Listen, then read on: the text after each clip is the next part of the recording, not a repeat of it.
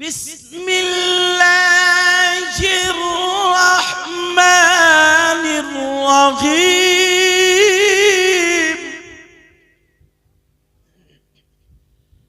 इन्नस्सलाता तन्हा अनिल फहशाई वल मुनकर। इसका मतलब यह है बेशक नमाज बेहयाई और बुरी बातों से रोकती है। कौन बोलो? नमाज। और है काय में बोलो? कुरान में। कुरान गलत हो सकता क्या? कुरान का एक एक लफ्ज सच्चा, एक एक हर्फ सच्चा है। अल्लाह फरमाता बेशक नमाज बेहयाई और बुरी बात से रोकती है। तो नमाजी अब गलत काम नहीं करेगा। मगर सुनो, झूठ बोलना अच्छी बात है, बुरी बात? जवाब देते रहो। चोरी करना, किसी को सताना, किसी को तकलीफ देना, किसी का माल लूटना, किसी का हड़पना, चोरी करना। तो तुम्हारे यहां मस्जिद के गेट से कभी चप्पलें चुरी या नहीं चुरी? बताओ, बोलो चुरी या नहीं चुरी? चुरी। तो ये चुराने वाले नमाजी हैं या कोई गंगाराम है? बताओ, ये नमाजी। अब सवाल ये आता है, या तो कुरान गलत माज़अल्लाह, या तो कुरान झूठा माज़अल्लाह, और कुरान में तो है, या फिर इनकी नमाज नहीं। दो ही चीजें उठती हैं सवाल में, या तो कुरान गलत या फिर इनकी नमाज गलत। तो क्या कहोगे? कुरान गलत, अब इनकी नमाज नहीं। जब नमाज पढ़ रहा तो फिर चोरी क्यों कर रहा? बुरी बातों से रोकती है नमाज। मगर मैं बताऊं, नमाज किसकी होती है? जिसका के वुजू होता है। नमाज के लिए उससे पहले क्या है? वुजू है। और वुजू किसके लिए? जिसके पास पाकी है, जो पाक हो पाक। अब मैं तुमसे पूछूं, गुस्ल करके आदमी पाक होता है? पाक होने के लिए कितनी चीजों का होना जरूरी है? जैसे खेत में दाना डालने के लिए खाद का या किस किस चीज की जरूरत है, बोलो? मालूम होता है। पाक होने के लिए गुस्ल के कितने फर्ज हैं, गुस्ल में कितनी चीजें जरूरी है।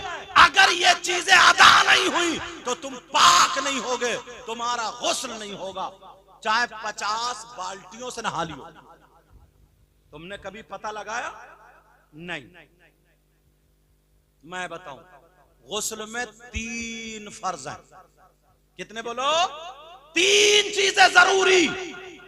अगर 3 चीजें ना आई तो तुम पाक नहीं होगे, अगर नापाक हो तो। वो कौन कौन सी?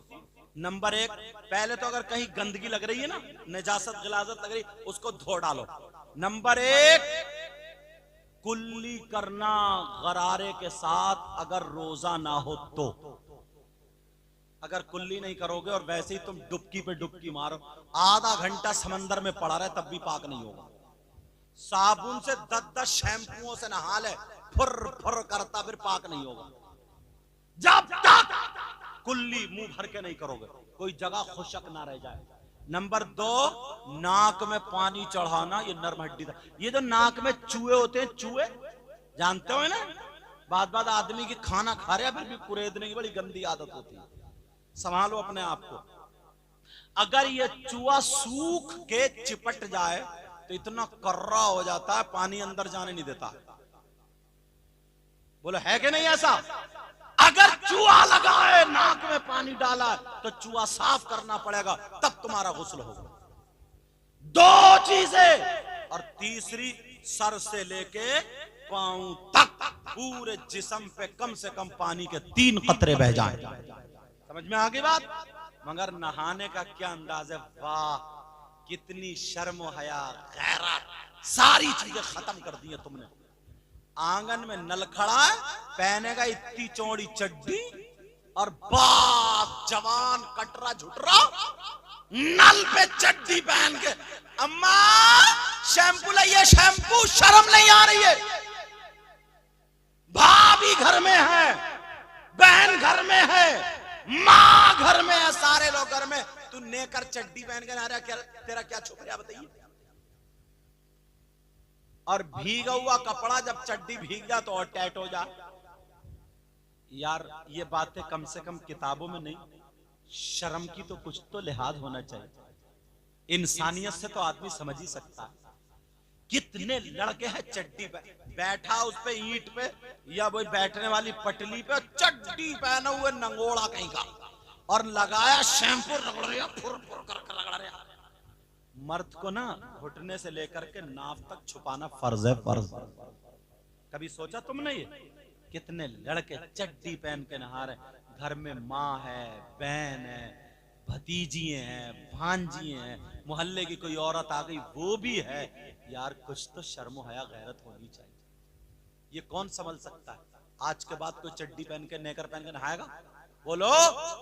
अगर नेकर भी हो तो घुटने से नीचे तक, नाफ तक सारी चीजें ढकी हुई, समझ में। और बात बात बुढ़न जो है ना चचा मियां, वो भी सफेद कलर का रुमाल बांधेंगे, सफेद लंगूटिया, छोटी सी इतना बड़ा धोती रुमाल डाल के, तो कभी पीछे हाथ डाल के रगड़ रहा है और पानी डाल रहा है, उसका भी कुछ नहीं छुप रहा। घर में अम्मा, बेटी, पोती, नवादी सब है। शर्म करो। बातें तुम्हारी मेरी ओपन लग रही है, लेकिन हकीकत अपने घरों में इंसानियत लाओ, शर्म आया गैरत लाओ। यही वजह, जब हमारी आपकी बहन बेटी हो जाती है तो वो काय को दुपट्टा ओढ़ेगी, वो भी बस यूं रखा और चल दनादन, चल दनादन चल रही। वो 18 साल की हो गई, 20 साल की हो गई, जिस्म उसका अल्लाह ने औरतों वाला दिया ही है, तो वो कब दुपट्टा इसलिए होता कि संभाल के ओढ़े, जिस्म ढके तो इधर फेंक दिए चीर, चल उधर को चल, चीर फेंक दी। और बात अब्बा के सामने, भाइयों के सामने, चचा के सामने, ताऊ के सामने, खालू के सामने, शर्म आया गैरत खत्म है। वो ओढ़ ही नहीं सकती जब तुम चड्डी पहन के नहाओगे तो। हा? समझ में आ रही बात? और अगर उसके पास तालीम होती, तरबियत होती, उसके पास हया होती, उसके पास शर्म आया गैरत होती, तो उसे मालूम होता कि लड़की के पास सबसे ज्यादा कीमती चीज उसके चांदी सोना नहीं है, हीरे जवाहरात नहीं है, जेवरात नहीं है। औरत के पास सबसे ज्यादा कीमती चीज उसकी शर्म हया गैरत और इज्जत। जो रया बचा ना, अब्बा इतना भोला है, अब्बा जान है, अब्बा जान, मोहतरम आली जनाब, इतना सीधा, इतना भोला, इसे पता ही नहीं है क्या हो।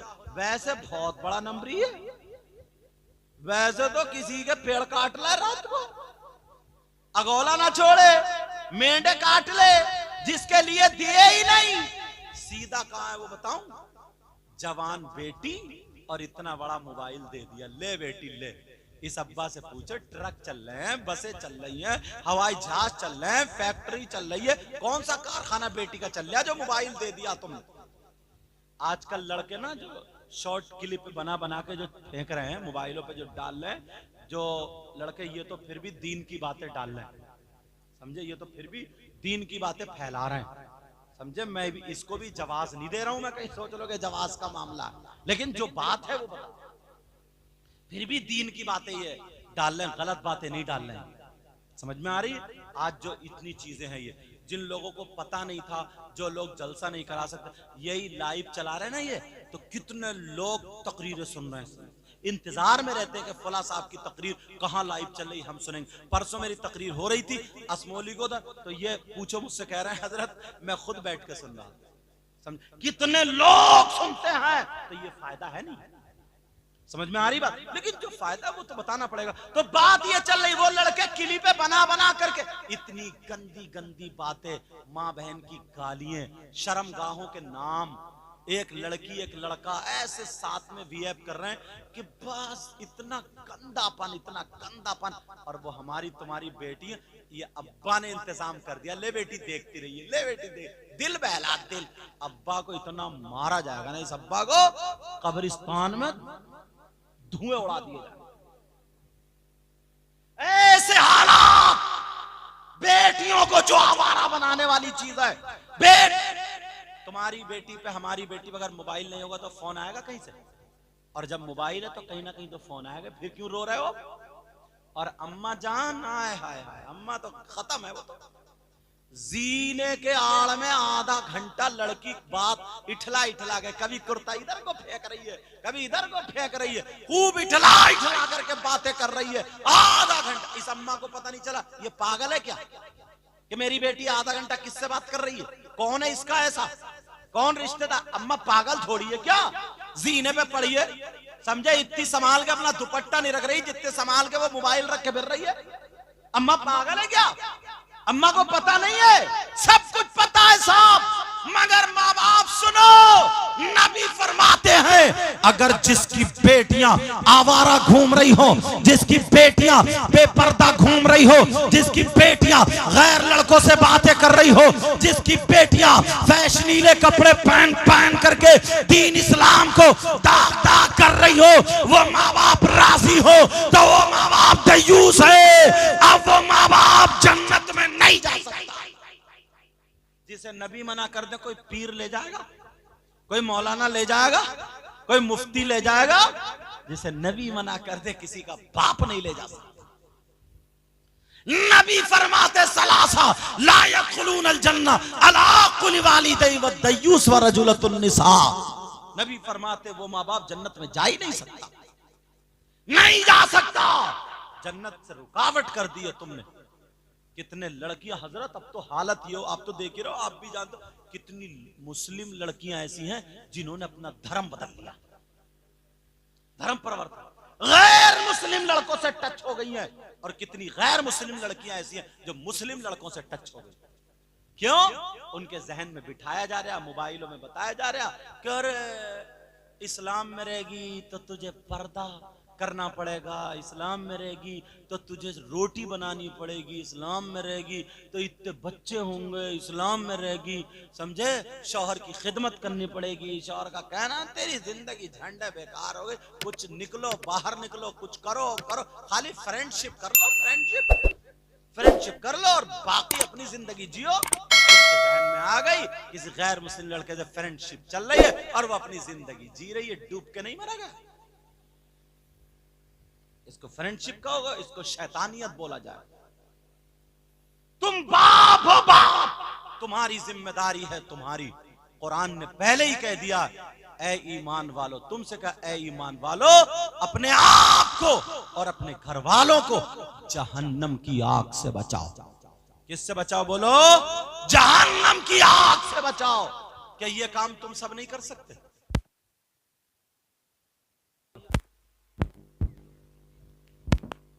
इल्लल्लाहु मुहम्मदुर रसूलुल्लाह सल्लल्लाहु अलैहि वसल्लम। उनकी वालदा का बड़े भाई या नवाब भाई, छोटे भाई विसाल हुआ, उन्होंने ईसाले सवाब के लिए ये महफिल सजाई। आला हजरत ने क्या कहा है? उनके निसार कोई कैसे ही रंज में हो। जरा प्यार से बोलो। मैं कह रहा हूं प्यार से बोलो तो बोली नहीं, बोल प्यार से बोलो सुभान अल्लाह। उनके निसार कोई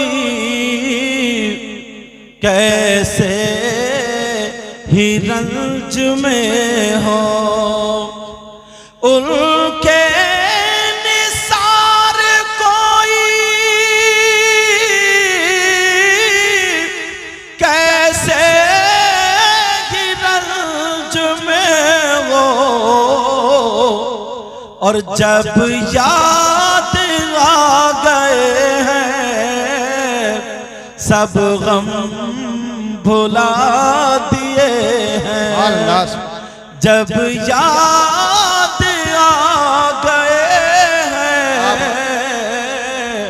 सब गम भुला दिए हैं। क्या बात, उनकी महक ने दिल के गुलचे खिला दिए हैं। कहिए या रसूल अल्लाह। उनकी महक ने दिल के गुलचे खिला दिए हैं। जिस राह चल दिए हैं कूचे बसा दिए हैं।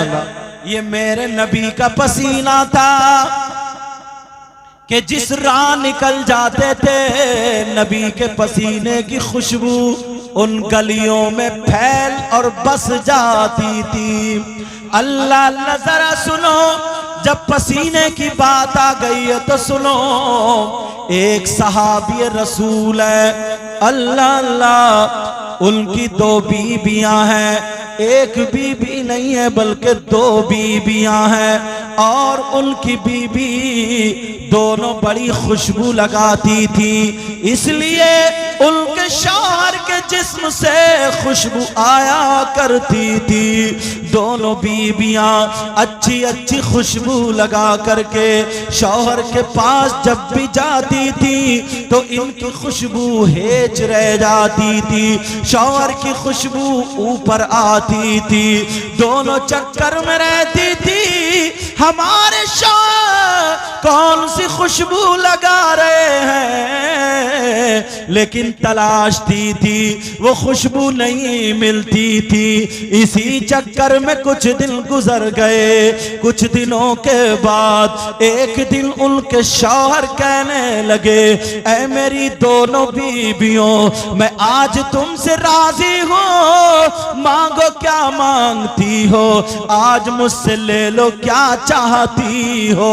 वो दोनों एक जबान हो करके कहने लगी, ऐ मेरे सरताज, हमें खाने की परेशानी नहीं, हमें पहनने ओढ़ने की परेशानी नहीं, हाँ हम कुछ नहीं चाहते मगर एक चीज है उसका सही सही जवाब सुनना चाहते हैं। वो सहाबी कहने लगे, ऐ मेरी बीबियों बोलो क्या पूछना चाहती हो।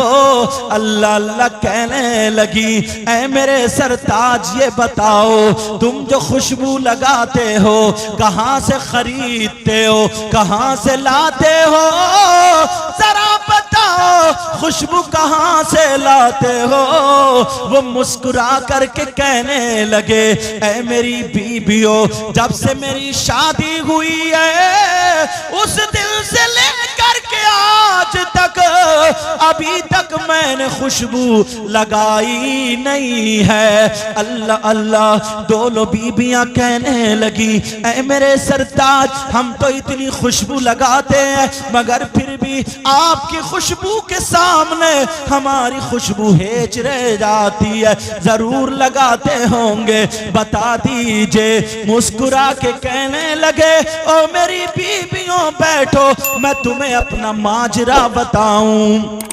मैंने खुशबू नहीं लगाई मगर खुशबू का माजरा बताऊं। दोनों बीबियां बैठ गईं। शौहर कहने लगे, ऐ मेरी बीबियों, शादी से पहले एक मर्तबा मुझे खुजली हो गई थी। क्या हो गई थी बोलो? मुझे खुजली हो गई थी। वो शौहर कहने लगे, मैंने दवा कराई मगर खुजली ठीक ना हुई, मैं परेशान था, क्या करूं क्या करूं, मेरी खुजली ठीक नहीं हो रही है। गर्मी के दिन थे और मैं लेटा था, खुजली हुई तो मैंने खुजाया, खून निकल आया, आंखों में आंसू, रो करके मुझे नबी की याद आ गई। मैं नबी की बारगाह में चला गया। मेरे नबी चमड़े के गद्दे पर आराम फरमा रहे थे। गद्दे में खजूर की छाल और पत्ते भरे हुए थे। मेरे नबी उसी पे लेटे थे, पसीना निकल रहा था। ये सहाबी जा करके नबी के पांव दबाने लगे। वो सहाबी जब पांव दबाए, नबी उठ के बैठ गए। कहने लगे क्या बात है? ये रो करके कहने लगा का परेशान हूं। का क्या बात है? बोला का मुझे खुजली हो गई है, परेशान हूं आका। नबी बोले दवा कराओ। आका दवा कराई लेकिन ठीक नहीं हुई। आमला के लाल बोले परेशान मत हो, अपना हाथ आगे बढ़ाओ। जैसे ही हाथ आगे बढ़ाया, मेरे नबी ने बगल से पसीना लिया और उस सहाबी के हाथों पे टपका दिया। दूसरी बगल से लिया और उस सहाबी के हाथ पे टपका दिया और कहा लो ये पसीना मल लो और घर जा करके अपने जिस्म पे लगा लेना।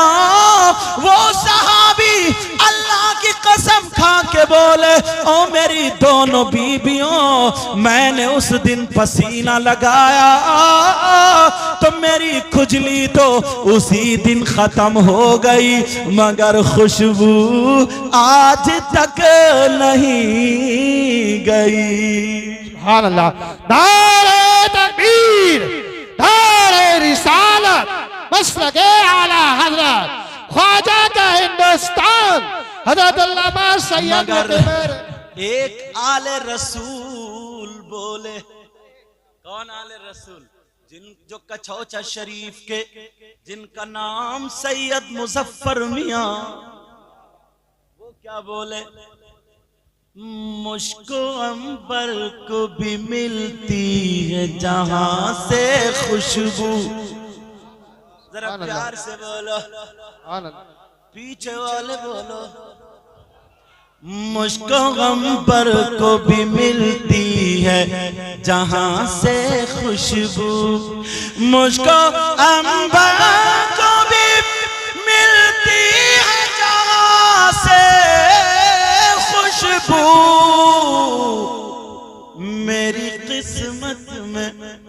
मेरी किस्मत में उसी गुल का पसीना लिख दो, पसीना लिख दो, पसीना लिख दो। कौन कहता है कि लफ्जों का खजीना लिख दो। दिल की तख्ती पे मेरी लफ्ज मदीना लिख दो। नारे तकबीर, नारे रिसालत। मैं यार इतनी कमजोरी छाई भी, मैं रामपुर से चल कर आऊं, हम अपने हाथों का हवा लगा कर बोलिए नारे तकबीर। ये काम तो नेक काम तो आप भी कर सकते हैं। नारे तकबीर, नारे रिसालत, नारे गौसियत, मसलके आला हज़रत, नारे हैदरी, ख्वाजा का हिंदुस्तान, हिंदुस्तान का सुन्नी मुसलमान, हज़रत अल्लामा सैयद मुकीमुर रहमान साईं क़िबला। तवज्जो। कौन कहता है कि लफ्जों का खजीना लिख दो। जरा प्यार से बोलो। कौन कहता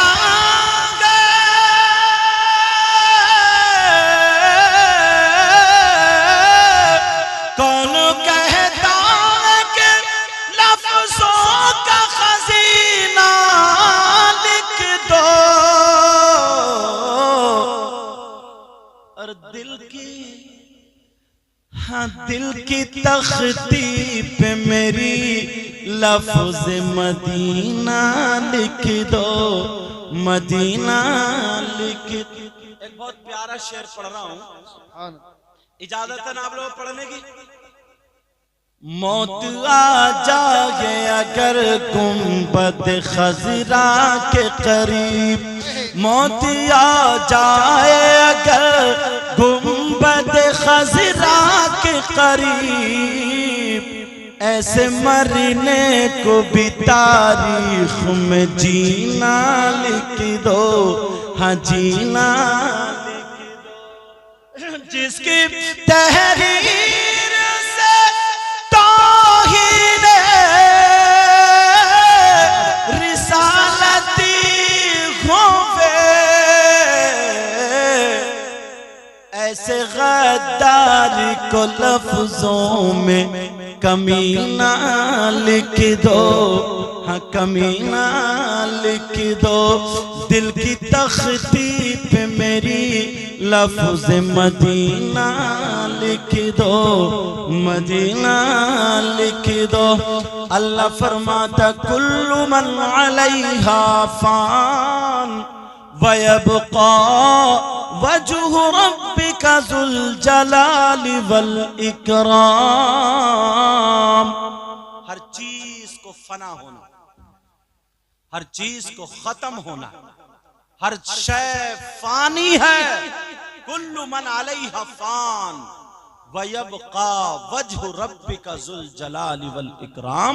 सिर्फ बाकी रहने वाली खुदा की जात है। बाकी रहने वाली क्या बोलो?